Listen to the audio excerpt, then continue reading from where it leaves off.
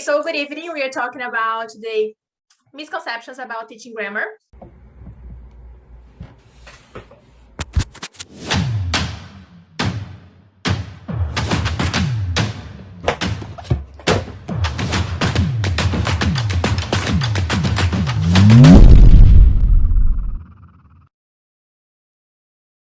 Okay, so the first misconception that I have brought to you guys is that grammar shouldn't be taught at all. So I don't know if you've heard it around there, but there are some courses being sold on the internet where the teachers say that in their course the students won't need to learn grammar, they will just learn to speak as they go. I don't know exactly how they do this kind of propaganda.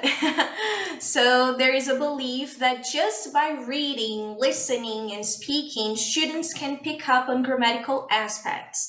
However, I'm going to show you 3 arguments for grammar teaching in favor of grammar teaching, okay? So the first argument for grammar teaching is the sentence machine argument. So this argument poses that there is a limited number of words and patterns that the human brain can memorize. Of course, right? We're not those kinds of machines. We are kind of a machine, Robots, but but we have a limited number of rules and patterns that we can memorize. So based on that, by studying grammar, the learner can then internalize these patterns and rules, which enable them to generate new sentences. Because think about it, it would be impossible to learn a new language if you had to learn every single sentence that could be produced in that language. However, by learning grammar, you can internalize those rules and those patterns and potentially create an unlimited number of sentences, of structures. I got it. There's a disclaimer here, though. I don't know if you guys have studied letras, but there is a concept in linguistics that is a behaviorist concept, according to which I don't know if you've heard of this line of thought in linguistics. Just a moment. Yeah, I can accept people. Okay, thank you. It was created by Noam Chomsky, and Chomsky believed that the human brain, humans are born with an innate ability to learn languages. And based on that, he went to study the linguistic patterns that made us able to learn those languages. Because, I mean, at first we can know as many languages as we can learn, right? So there's no limited number of languages that a person can learn. So Chomsky went on and studied these sentence patterns.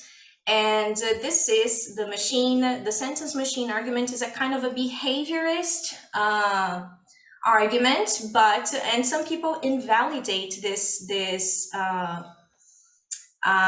thought in linguistics. They believe that other thoughts, more modern ones, are the best ones to work with. But this is a valid argument when we talk about teaching grammar, because it indeed helps students create as many sentences as they can in any language. Okay?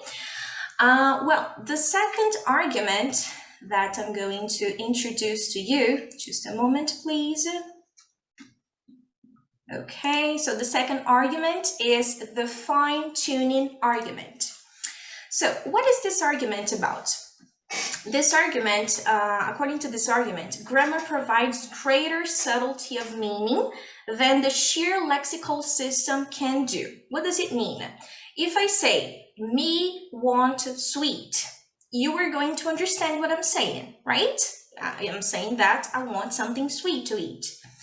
However, When you communicate, the more you communicate in a language, you notice that you have to be more accurate about what you're talking about, especially when you're writing something. Because when you're writing to someone, the person usually cannot see you, so they have to understand what you're talking just by the words you have used in your writing, right? So if you say a sentence like this, at first, the other person will understand, especially if your student is a beginner one, but they can't keep on speaking like this for the rest of their lives.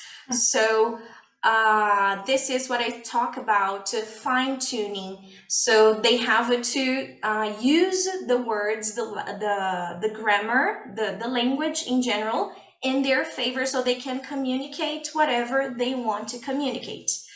Moreover, the more language awareness a student, a speaker, a learner has, the better they will be at fine-tuning language appropriacy.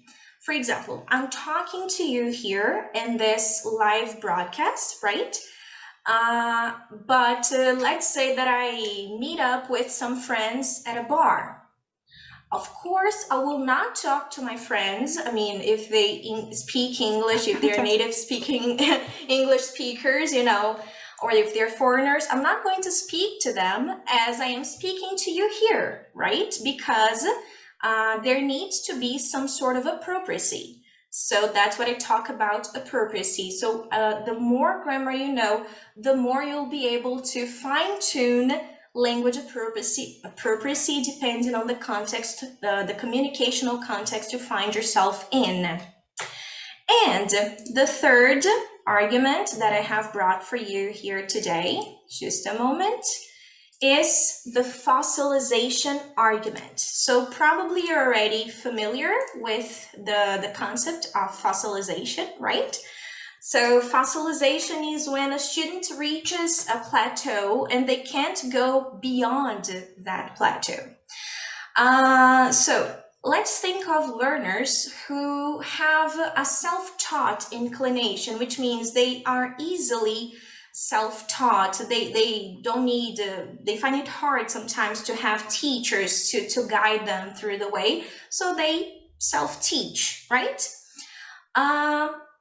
So they pick up language as they go along. They don't usually learn the traditional rules, the formal rules of the language as if they were, if they were to do it, if they had a teacher guiding them all along the way, right?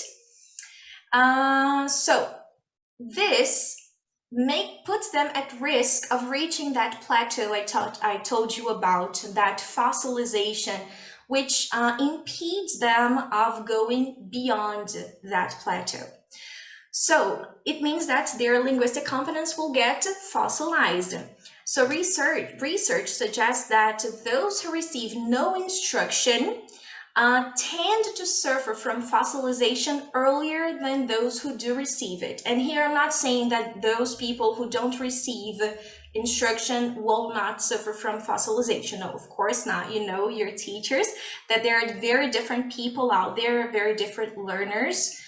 But the more you are instructed, the more you tend to get past certain levels, right? And here, guys, there's a disclaimer. I don't mean that by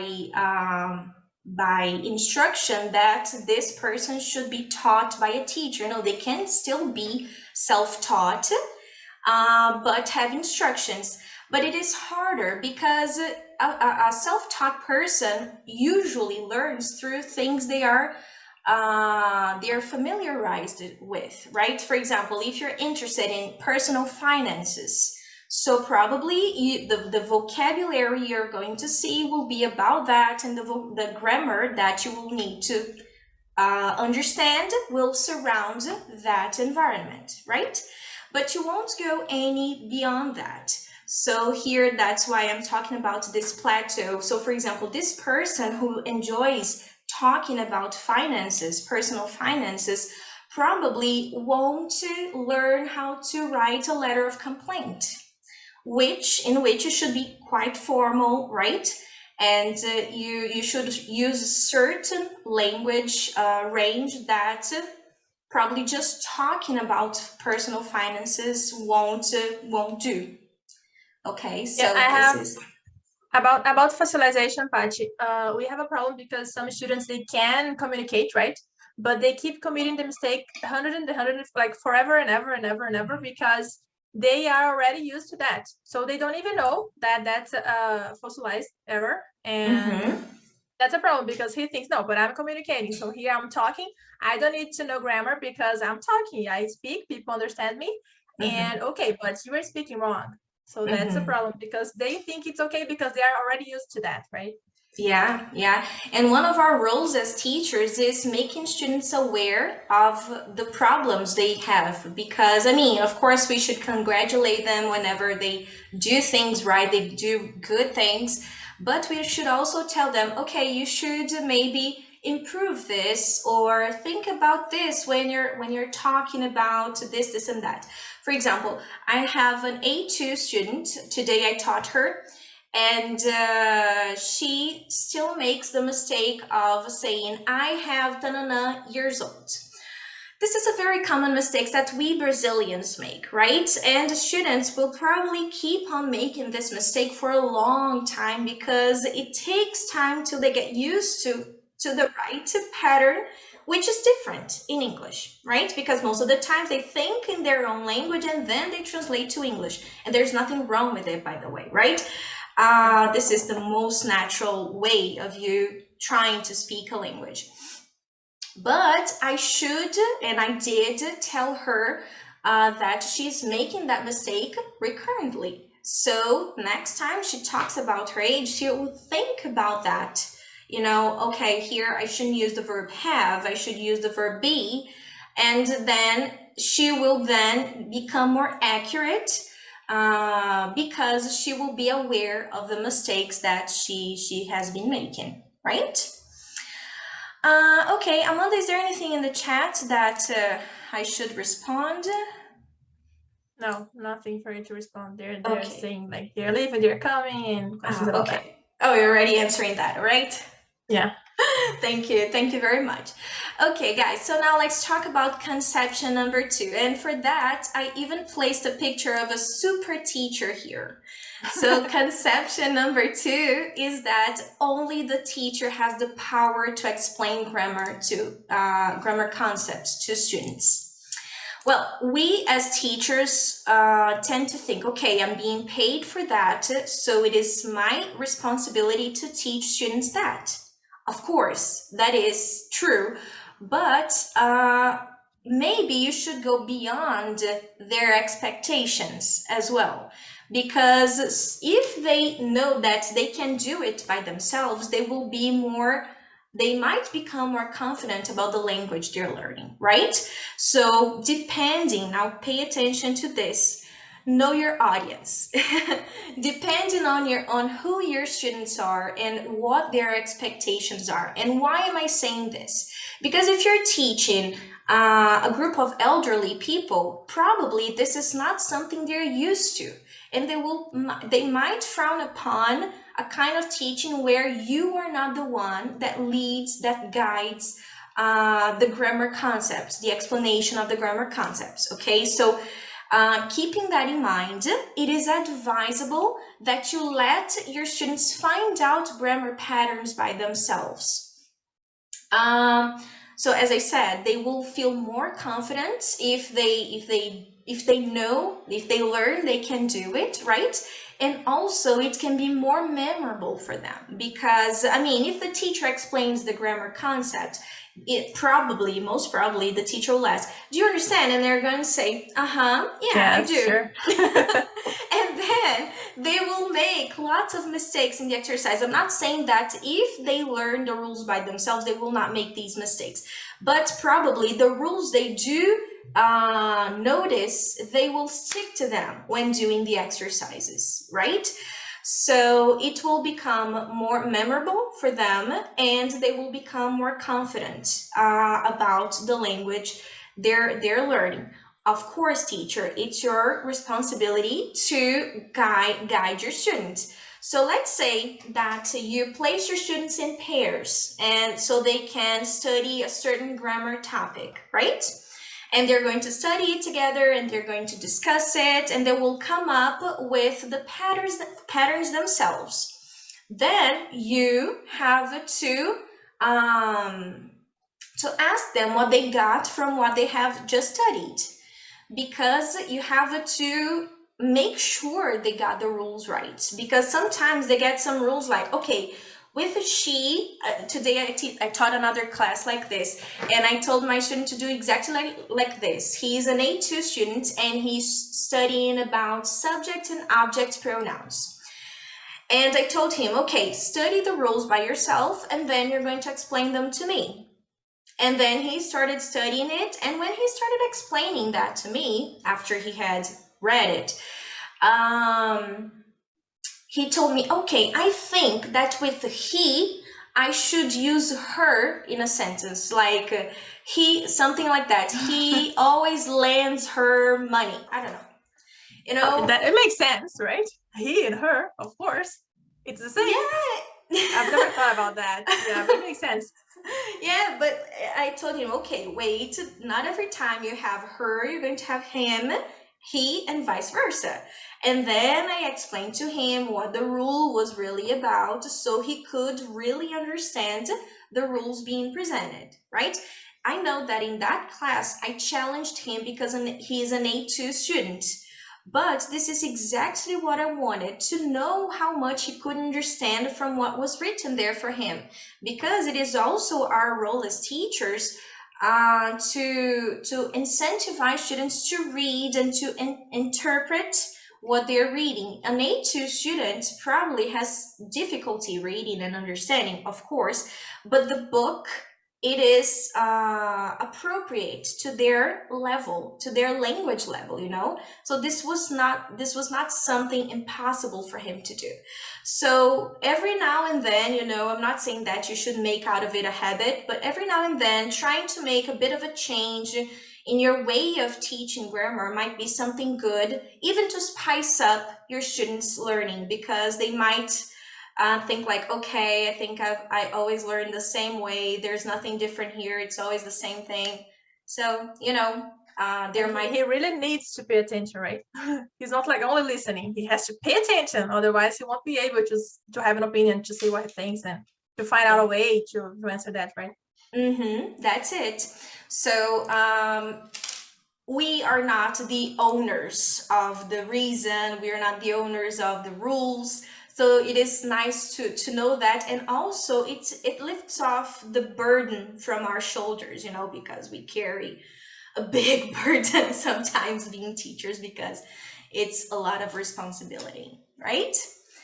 So can we move on, Amanda? Do you want to comment anything, or are there any comments in the chat box? Any questions? No, I think there was a teacher who was not seeing the slide, but now I think everybody's seeing them. So okay. Great, thank you. Well, so now we're going to be talking about misconception number 3 about teaching grammar, which is self-study grammar shouldn't be used in class or for class. Well, this is something we don't think about, because we as teachers think like, okay, self-study grammars are for us teachers to study, because it's quite hard to find a course for us teachers who have a higher level, a higher linguistic level and everything. So we usually resort to self-grammar books. This is no problem. But the students can also use them, right? And we can use them in our favor in class. As I said before, we have a big responsibility. We have a huge burden on our shoulders being teachers. So sometimes when we lift off that weight, it might be very helpful for us.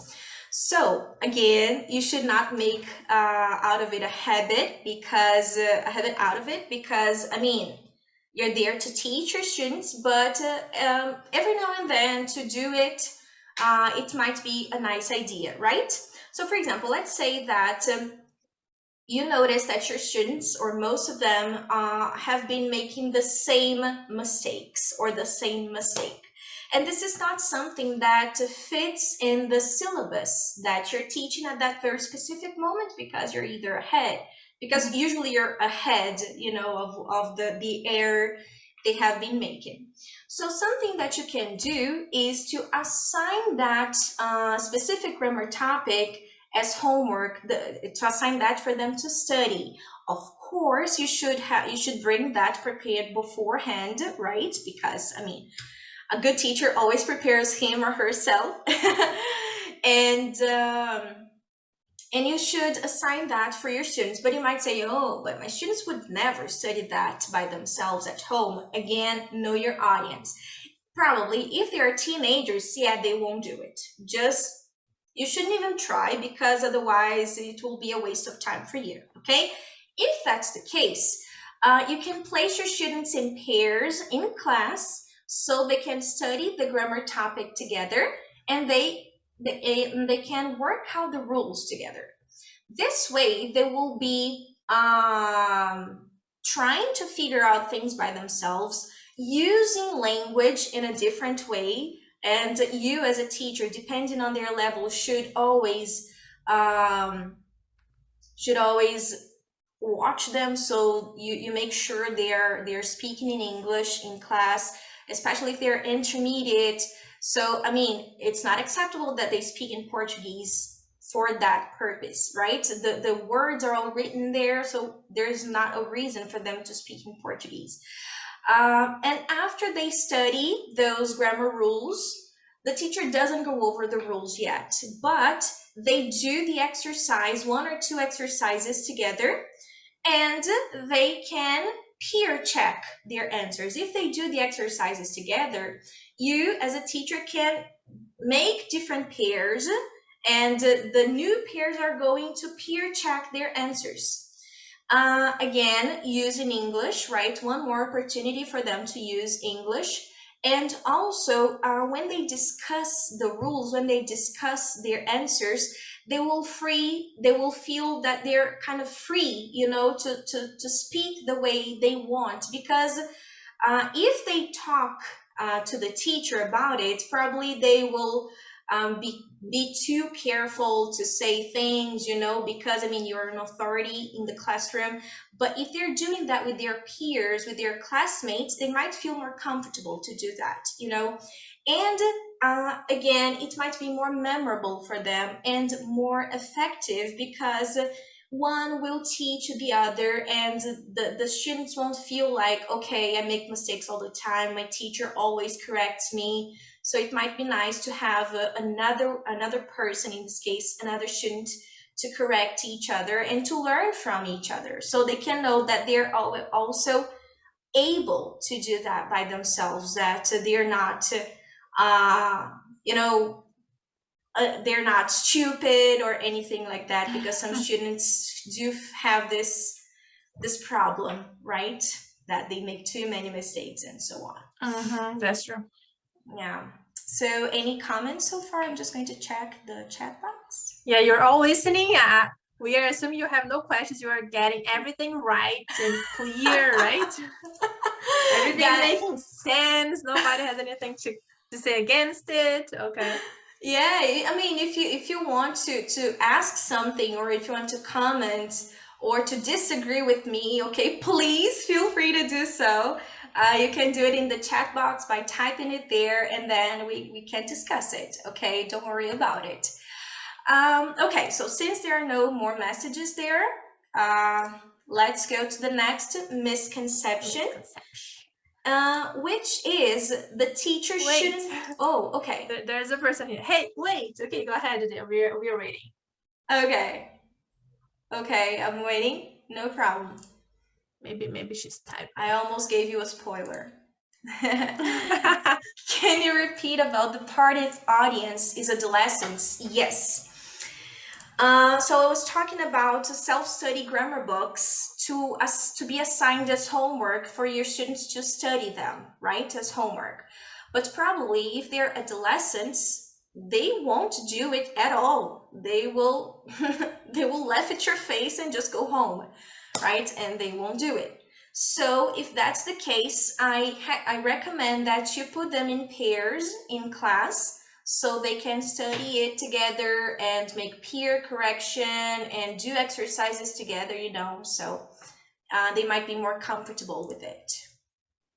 Yeah, okay. All right, guys, should you have any other questions, please feel free to ask in the chat box, okay? Oh, of course, no problem. Okay, so the next misconception is the teacher shouldn't teach grammar from the rules to the examples. Okay, let's understand this misconception here. For a long time, there has been a rise in the inductive teaching approach. So are you acquainted with that terminology? Do you know what inductive teaching is? Please type it in the chat box, because if I do, I'm just not going to go over it. I think you better explain the difference between inductive and deductive.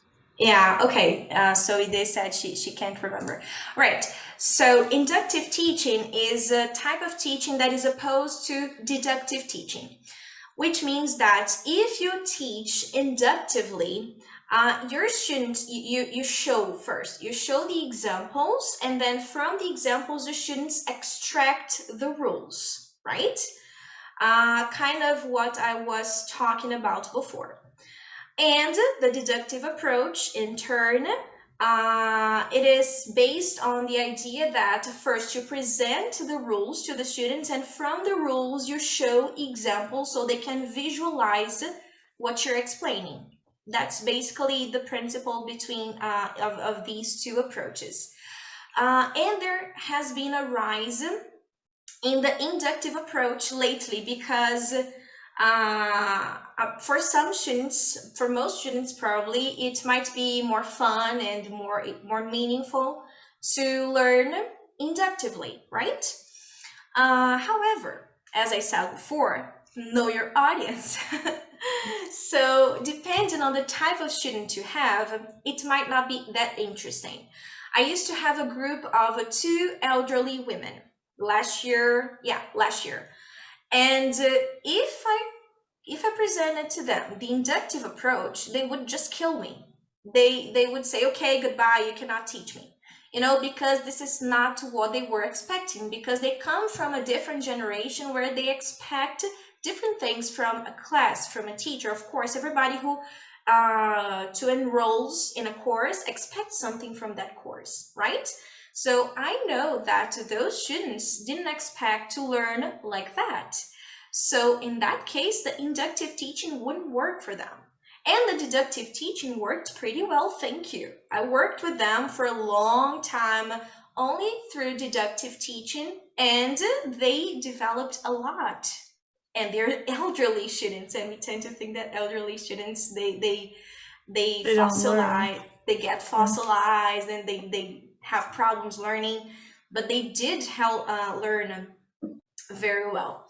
So it really depends both on your students, on who they are, on what their expectations are, and also on the grammar topic, because there are some grammar topics that are so hard for you to bring examples to the classroom, for you to teach inductively, that it might be just more economical if you bring a deductive approach, and there's nothing wrong with it. You won't be labeled as a bad teacher if you do bring the deductive approach to class because you're trying to save time. Come on, there's nothing wrong with that. Okay, so you really should balance that. Okay, let me see, there's something. I think that misconception is because it's the idea that, okay, every class we are going to bring grammar topic and we are going to explain that topic, and then we make the students to have some exercises, and then so like, oh my god, I keep lazy only about thinking about it, because I think the problem is that when you do the same thing all the time. So if you always bring a grammar topic, and you always explain the grammar topic, and you always give some examples, and like that, that's the problem. But if you do it sometimes, okay, or it depends on the audience, right? Just like you mentioned. Yeah, and it's a good thing that you mentioned it, Amanda, because it's always good to highlight that teaching is not a recipe. So by teaching, we shouldn't follow a recipe. So always teach the same way. No, students like diversifying. They like change. Especially if they're younger students. So I highly recommend it to you. Even the older ones. So for example, for those students, I brought other different things, not the inductive approach because they wouldn't approve of it, but other types of exercises so they could practice the grammar they have just learned. So we should always vary what we do in class with our students. This is always a good idea. Yeah, there's a comment here on chat in the comments, similar to our Portuguese classes in Brazil. Yeah, it's like equal, right? In Brazil, it's like that. There's no other way in classes in Brazil. That's our Portuguese, yeah. Yeah, but I'm gonna defend Portuguese here, Portuguese teaching, because I graduated in it, and I can say that it's been changing, at least at universities. I don't know if it's going on in classrooms, but yeah, the professors are trying to change that. Let's hope, right? Okay, yeah, let's hope. Yeah.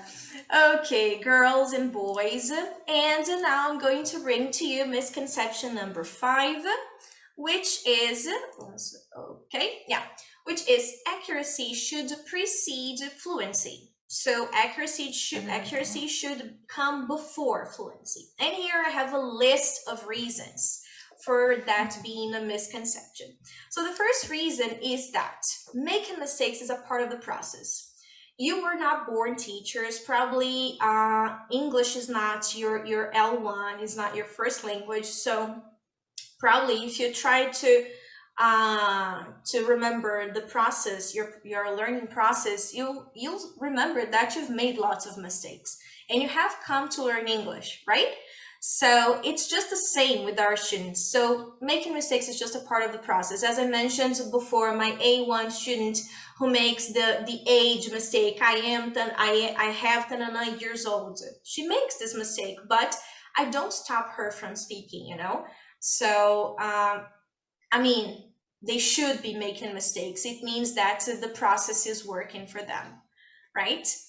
Another reason for that to be a misconception is that depending on students' level, they're able to convey messages, which means they're able to put across what they want to say to be understood despite their mistakes or their errors. And why am I saying mistakes, errors?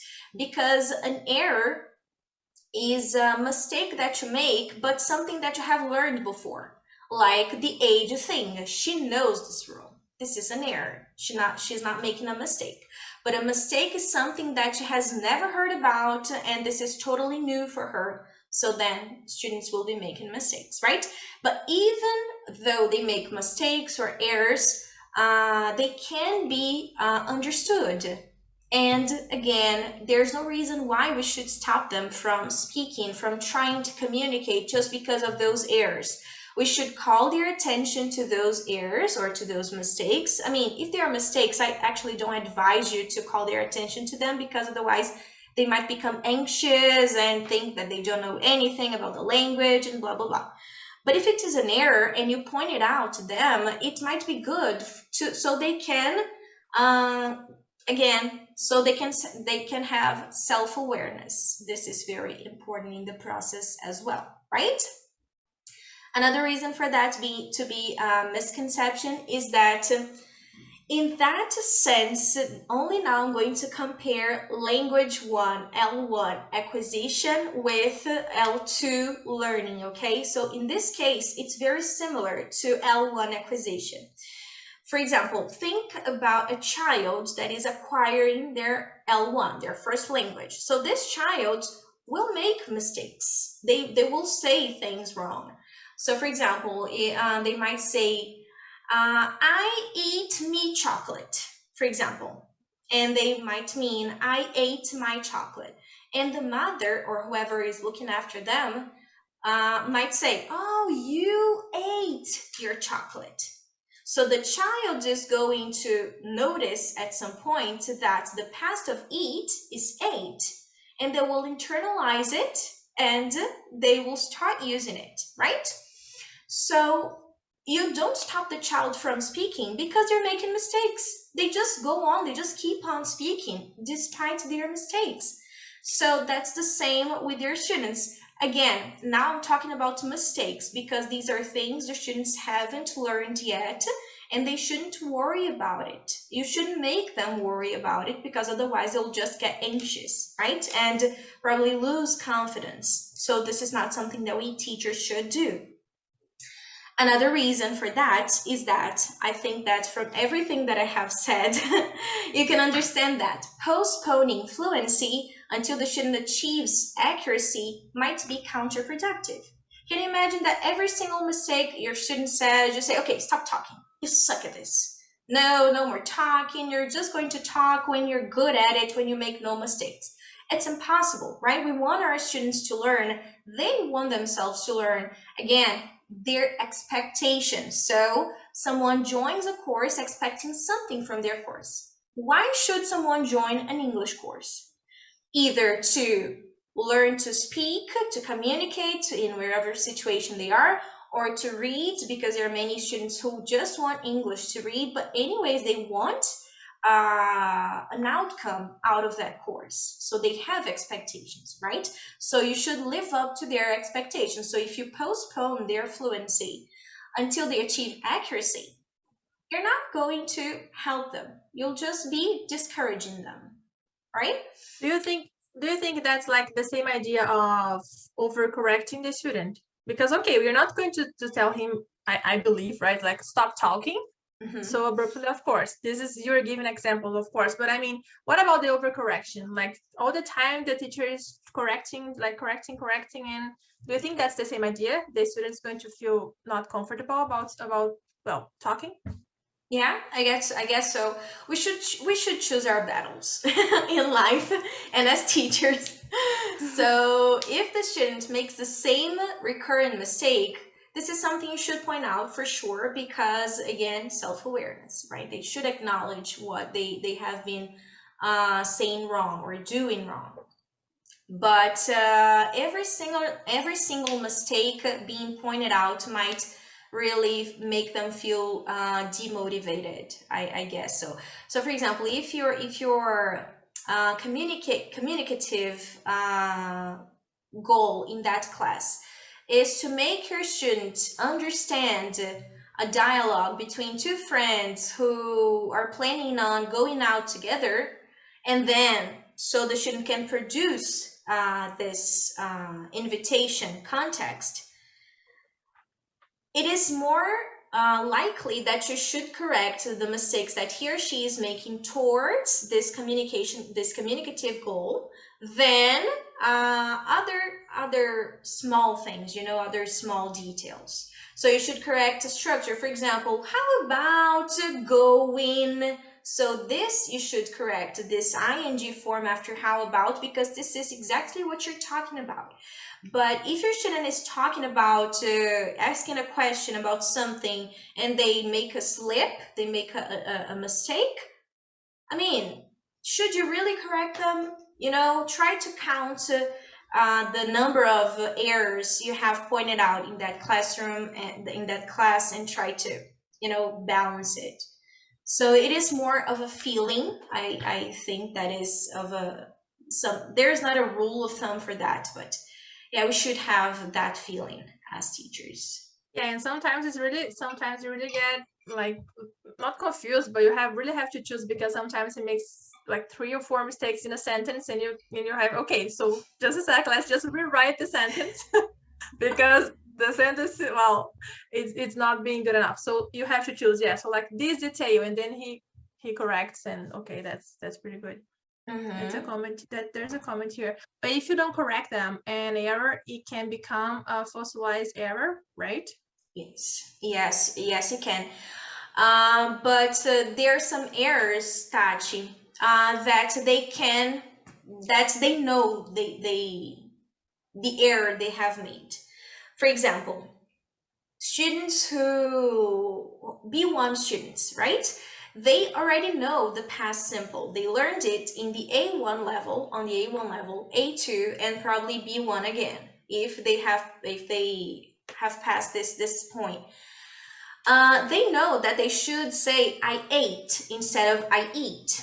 But sometimes they just slip, and they say I eat, and then in the next sentence they say I ate. So if you notice that then they say the structure correctly, then you shouldn't, there's no need for you to correct them. But if you notice that it is something that happens repeatedly, then you should stop and make a revision or assign a self-study grammar book topic for them to study at home, right? So, I mean, the technique you're going to use might vary, but you have to notice if that slip is recurrent or if it is something isolated, and then the student knows that they should use the other verb form, for example.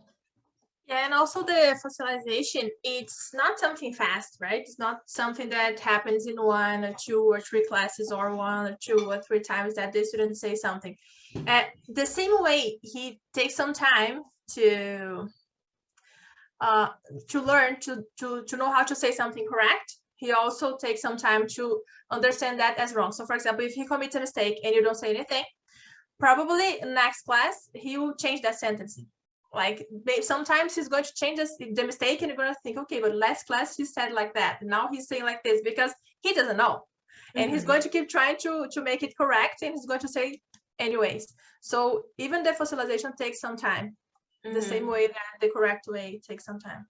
Yeah, for sure. Yeah.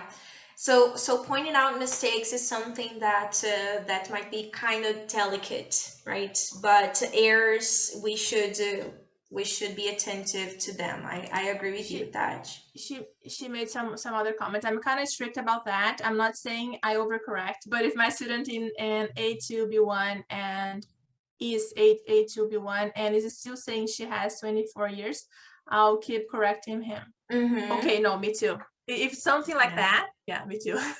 Yeah. And usually when they do make this kind of mistake, they do tend to repeat it because they can never internalize that the right structure is with verb be. Yeah. But once they do internalize that, they try to correct themselves, and they tend not to make that mistake anymore, the error, anymore. So, but I agree with you. We should be attentive. We should pay close attention to them. So, I mean, come on, you shouldn't be saying this. You're way past anymore. this. It's time, yeah. Yeah, you're way past this point. All right. Thank you for your contribution, Tachi. And the last reason why the fifth is a misconception is because the language system can only establish itself and develop through communication. Again, the student will learn in the A1 level that you shouldn't say, I have years old.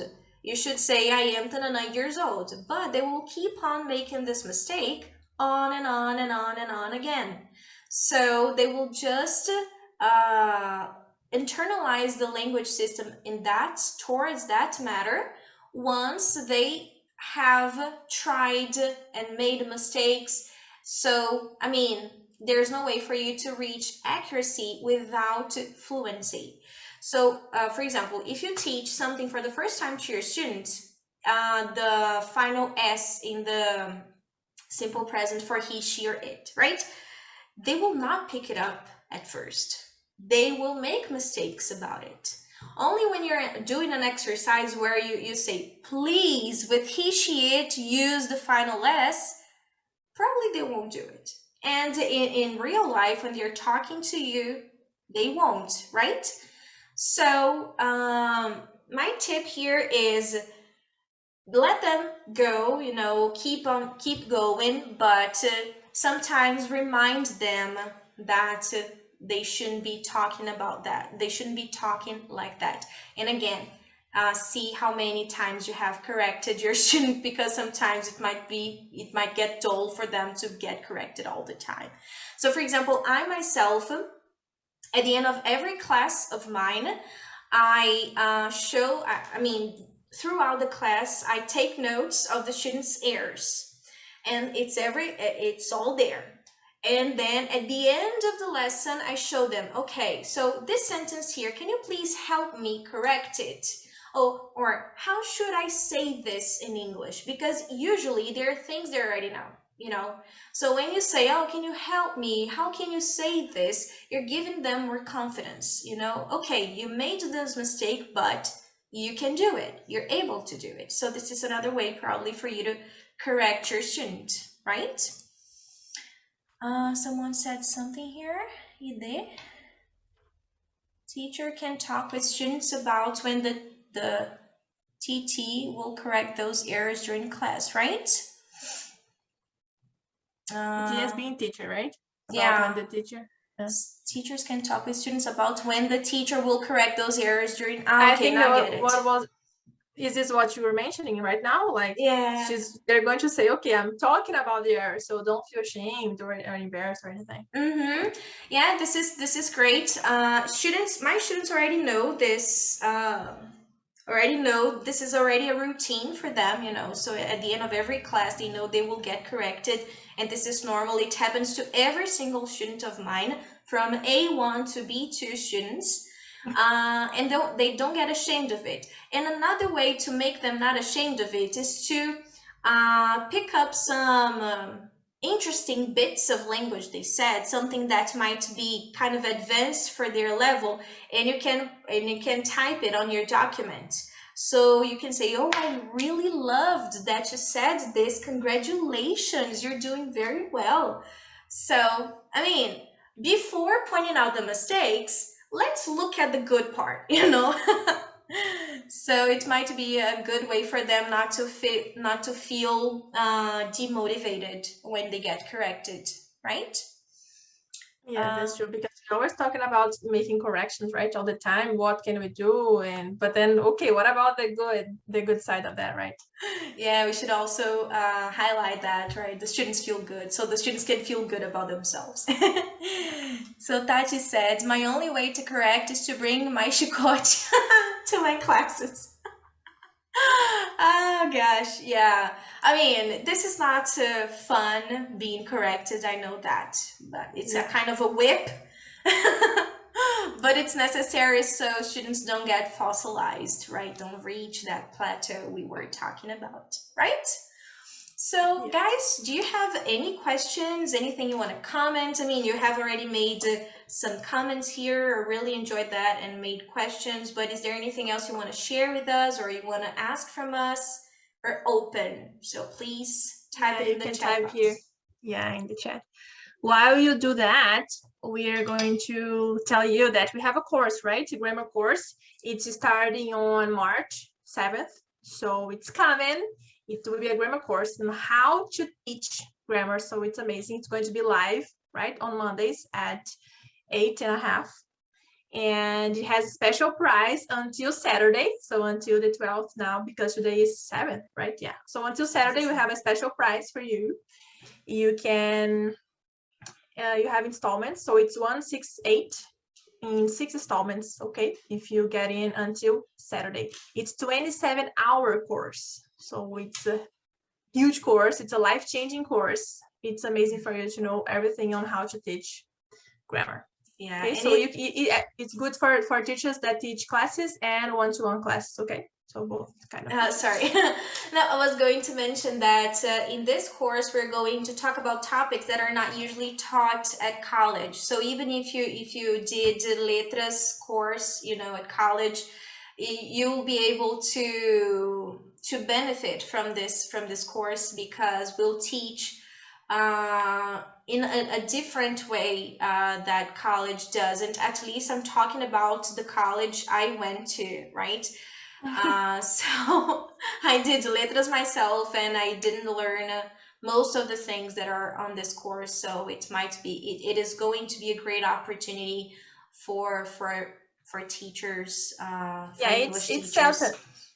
Yeah, sorry, I was going to say because it's Celta-based, so that's why it's not everything on like during university, right? During college, because it's Celta-based. So if you're thinking about taking Celta, it'll be amazing for you too, because then you get there prepared, a little prepared, because, well, Celta is hard, so it's Overwhelming, right? Celta-based.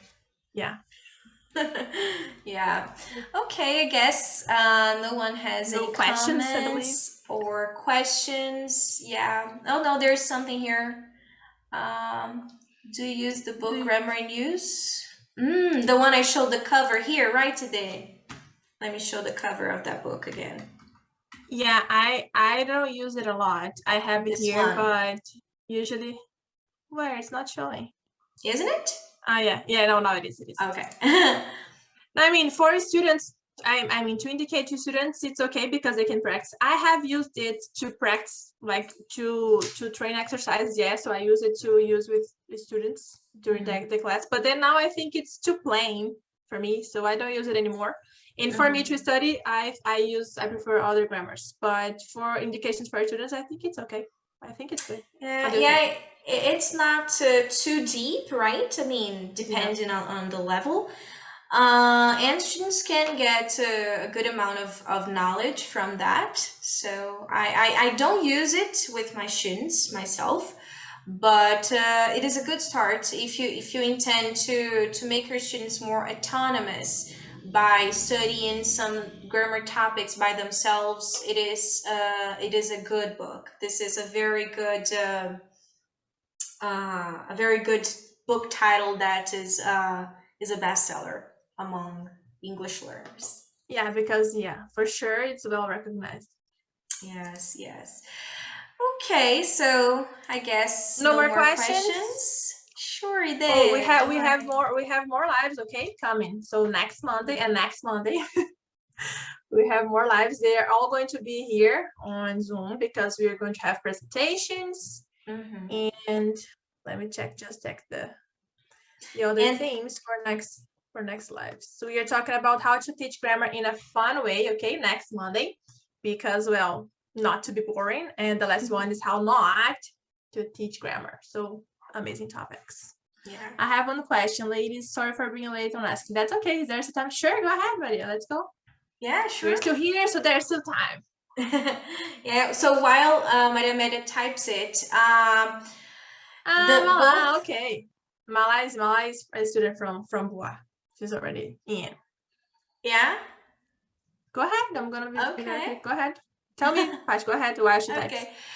No, just to call your attention to the fact that the next live broadcast will be at the same time, okay, at 18 minutes past 18 next Monday, which is the 14th, and on the other Monday, which is the 21st, right? So same time. And the other ones, there's not going to be the discount anymore, okay, for the course. The course starts only in March, but the discount goes until Saturday. So yes, for early birds. For the early birds. So then, well, try to go fast until Saturday before next one. Sure. Okay, so that's the best way to teach verb tenses, like all at once, starting from simple tenses, for example, simple present, simple past, or simple future. Or, okay, I'm trying to follow, let's see. Or like what's the best simple way present to teach and then tenses? present continuous, probably like that. Teach your present like, tenses first. All at once, starting from simple tenses, or teaching present tenses first and then past tenses. Okay, I think she's talking about the order, right? Yeah. Wow, that's a very nice question because I have a favorite. I know you do. So you can talk about yours. No, it's because I like talking about simple present. I mean, simple present, not verb to be. So I like to talk about simple present and then verb to be and then present continuous and then past. Yeah, and then future. So past, I mean simple past and then present perfect, of course. And then go on. Oh, you teach the future after the present perfect or after the past simple? I only teach will and then present perfect. and then the difference between will going to, and then the difference between will going to, and I'll be going there, I'll be arriving, I'll be traveling, you know. So yeah, I see. so yeah, I teach you because actually they come with the will. Usually they already know will. They already know that will is something in the future. So then I say, okay, use will. I'm not going to say, okay, will is for this situation, going to is for that situation, and I'll be traveling on Saturdays for that. No, I say, okay, use will. That's okay because you are A2, so it's fine. And then use will. And then I teach present perfect, and then after that, because my book finishes after present perfect, my A2 book. And then B1 it starts after present perfect. So then after that you have the other features. I see. Yeah, well, I usually follow the traditional syllabuses. So I start by teaching the verb to be, then I go on to teach simple present and all the forms with the S and everything. And then before present continuous even, I teach imperative and suggestions like let's. I teach that, and then I go to the present continuous to teach the past simple and the future and so on, you know. So I come from the principle that the simpler the structure, the how can I say this? Oh my god, the better before it should come, you know. So they can the earlier. Thank you very much. So they can build up their knowledge, you know. So I go from the simplest structure. I mean, what I consider the simplest structure to what is. That's a very good comment, because verb to be is not simple for them. They get so confused. So then I like to teach basic verbs. So then I teach, I don't know, eat, drink, sleep, study, go, you know, like the ones that they use the most. And then I teach how to say affirmative, negative, and interrogative.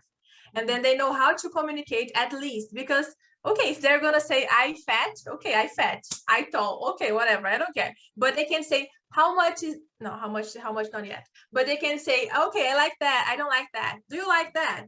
Where do you live? So then I teach the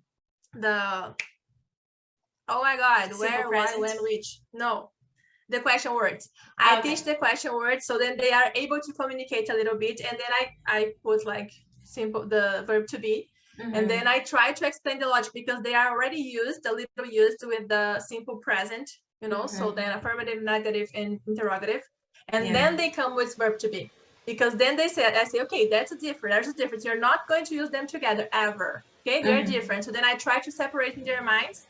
And then I come with the present continuous. So then I say, okay, present continuous is related to verb to be and not to simple present. Then I try to make this difference in their heads, and then I go on. Yeah, I dedicate a whole unit of my course to explaining students the difference between the use of verb to be and the present simple without verb to be.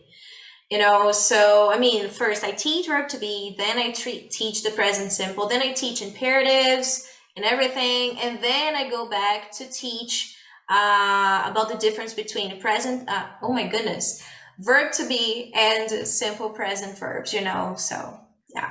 Oh, look, Mala comments here. I'm always inviting Mala if she wants to speak. I don't know if she wants to speak, like maybe she could say it, because she wrote it. Like, let me read what she wrote it. Wouldn't it help students to speak faster, mentioning the simple tenses first?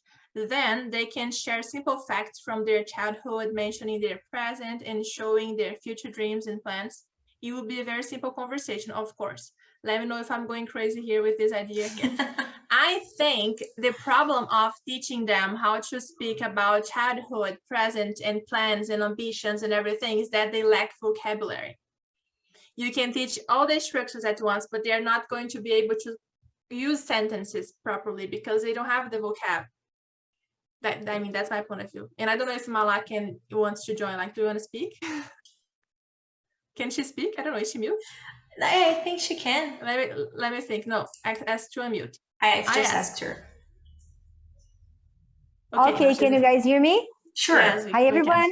Hello. You know, that kind of idea came to me because we know that most of our students, they start from below zero sometimes.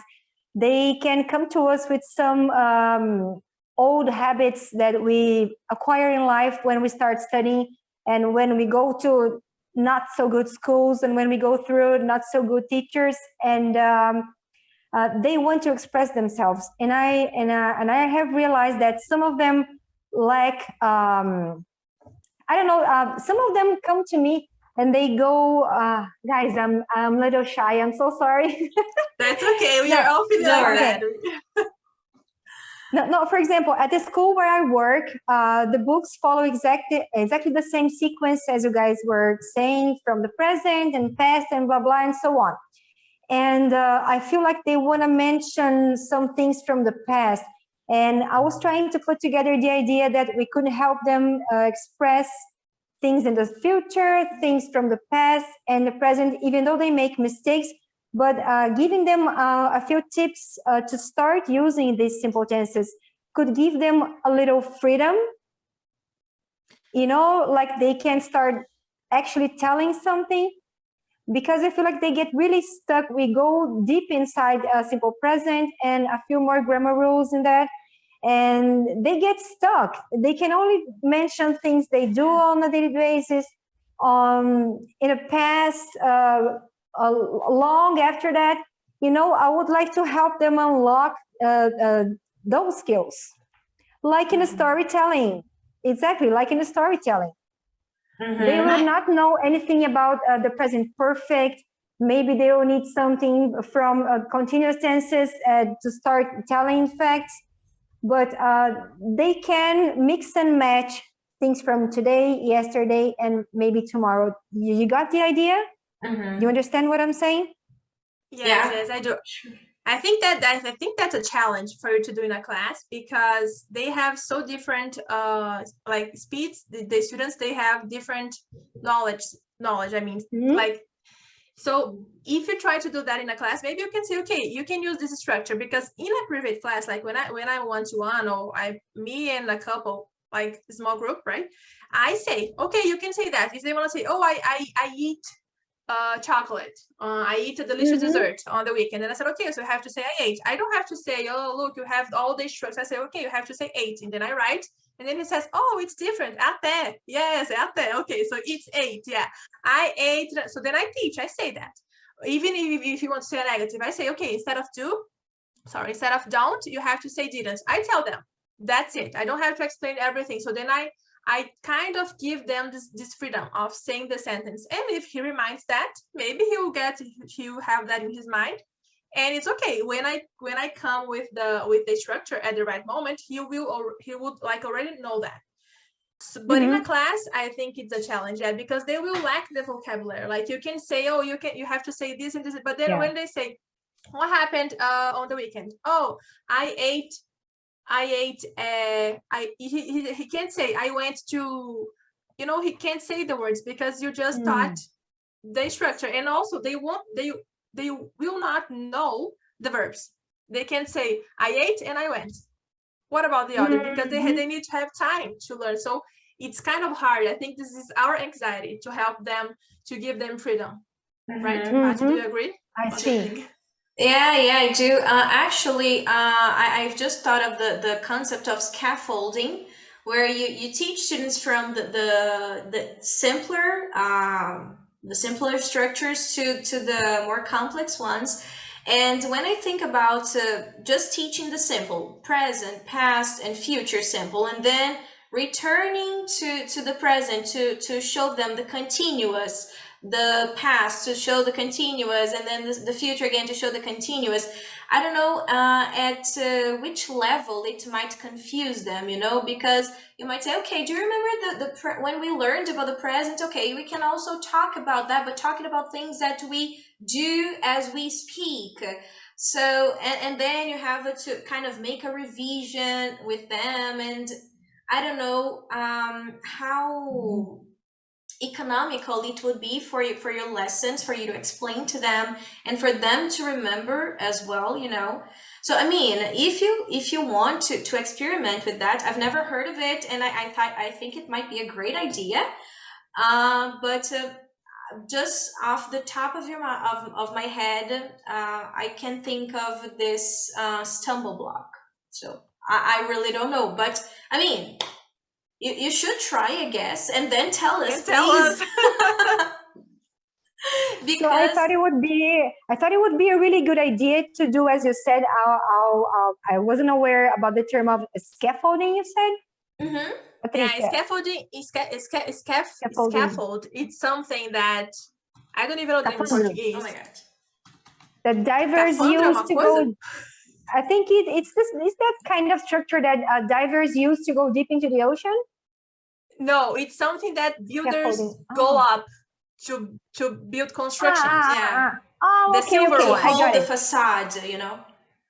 That is a structure they use to build things up. Okay, Yeah. that's what I was thinking about. Start building up their knowledge, and then go back and put some more advanced skills, like Patricia said. First, the simple tenses, maybe continuous, and a few more things at the same time. Then you go to the perfect tenses, which are, for me, some of the hardest ones. And I don't know, that would be an idea. I might be crazy, I don't know. Try this strategy and tell us how it worked out. Okay. You have to try it a lot because it depends on the Yeah. students, right? As well, I think. It's going to take a while for us to see any kind of results in any student. And we need someone to be a volunteer. Are you willing to waste your time on my experience? Being guinea pigs. You know Yeah, but what? if it works, you're going to be English speakers. They will. But you know where this idea came from to me? Because whenever we're very little kids, we start learning from the basics. We don't start speaking Portuguese, for example, even though we're natives. We don't start saying very complex sentences. We start by just giving a try. Yeah. For right? sure. It could be an idea. Yeah, but Kids you know, start, no, because I have some kind of, I don't know, I don't know if it's a prejudice or not, but when we compare the way we learn as kids, or as babies and kids, and the way we learn as adults, because I really think it's different, because when we are a kid, we absorb so much and we speak wrong and we keep speaking and then we keep absorbing a lot. And as adults, we don't do that. I think people don't dedicate so much. They don't keep listening and trying to speak all day. So I think it would be there's a difference. Yeah, language acquisition and language learning are different processes. But I mean, it makes sense what you're thinking about. Before you put that into practice, you should think carefully of a syllabus and of the kind of material you were to use. Is it going to be authentic material? Is it going to be material from textbooks? Is it going to be, am I going to bring in text that I write myself? I don't know. Everything can be a possibility, right?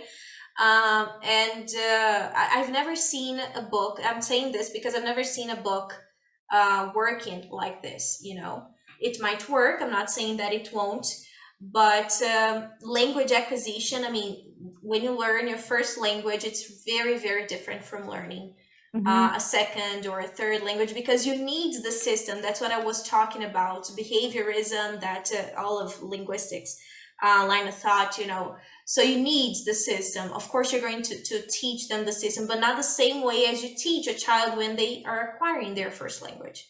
Because as you said, it's just when a child is learning their first language, it's just a mishmash of you know, words and structures, and everything's all crazy, and they're kind of sponges, you know, as Amanda said, they absorb things so much. So it's different. And they spend the whole day listening to people speaking Portuguese in a very intensive course, right? Yeah. Well, Let me just I guess I was crazy. No, not crazy. That's Don't it's think very, that. very nice. No, I'm really interested in that It's experiment. a very nice conversation, yeah. And Mala, Ide is asking if you are Ide. Mala is not in Step Upper's group because she's not in Step Upper. Telegram. Mala, are you in the Telegram group, the free one? Yes, I am. The voar one, the free one. No, the free one. I send you a message on Sunday, remember? Because I couldn't see the message in Hotmail. But you're talking about voar. Voar is a private group. No, so you should. Ide is talking because she said she can help you. I think she has something to add in your ID or maybe something like that. But I'm not in the group, right? Yeah, no, but there is one group, Telegram group, which is free. I'm going to put you both in there. I'm going to talk to you so then you can talk. Because in the Telegram group, there is one that is free. There is one for Step Uppers, there is one for voar, and there is one for voar, and there is one for like everybody who wants to talk to I guess I am in that free Telegram group. I guess I am because I sent you a message yesterday. I would guess you are too. I texted you yesterday on Instagram direct. I was telling you, Amanda, I can't find the message inside Hotmart platform. And then you told me about that. You said, send me a WhatsApp message to this number, and then I'm going to put you in the Telegram group. That's the free group, right? No, that's the paid one. It's for teachers from voar. Oh, okay. So I'm not in the free group. Okay. Okay. We're gonna solve that later. There's one more comment here. There are sponges, but hold on, there's a comment before.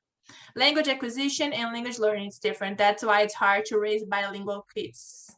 Mother here. Wow, I can imagine the challenge, Taj.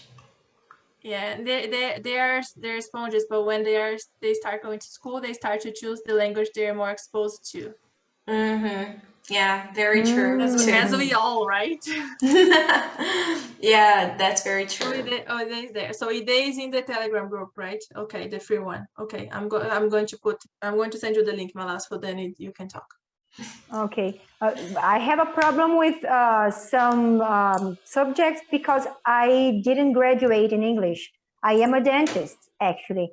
And then I started learning, formally learning English like 6 years ago.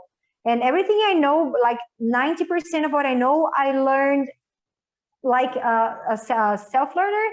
Is that the term? Self-taught? Like self-taught. I forgot the term. That's it, Patricia. Thank you.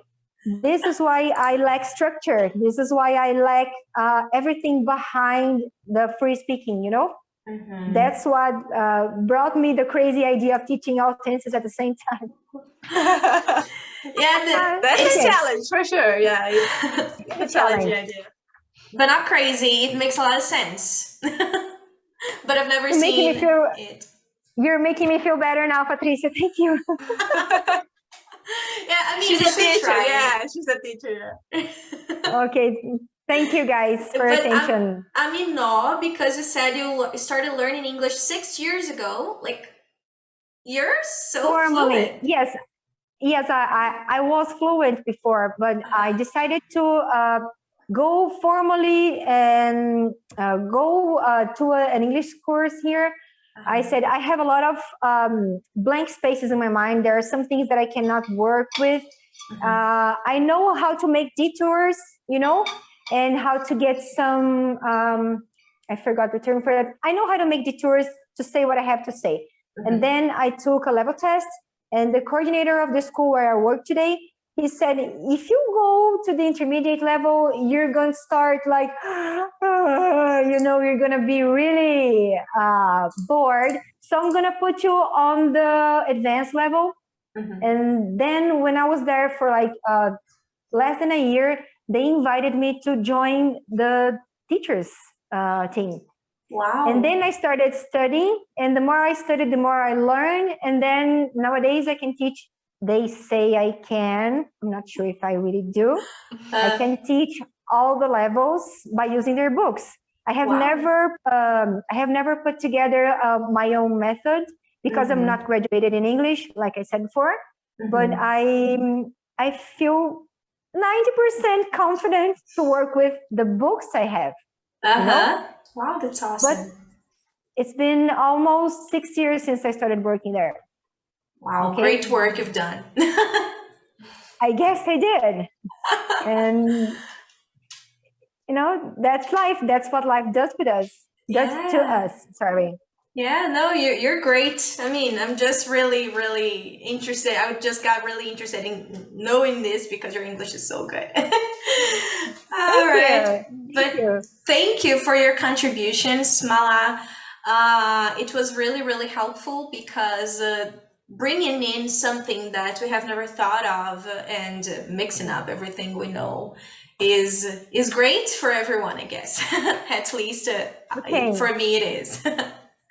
So thank you very much. Thank you. All right. So guys, any other questions? Any other comments? Class. See you next comment. Okay, people are thanking us. Yeah. Okay, guys. Class. Okay. So thank you all for today, and I hope to see you guys next class, next live broadcast. So thank you very much, guys, and see you next Monday. Okay. Bye bye. Yeah. See you. Bye bye, guys.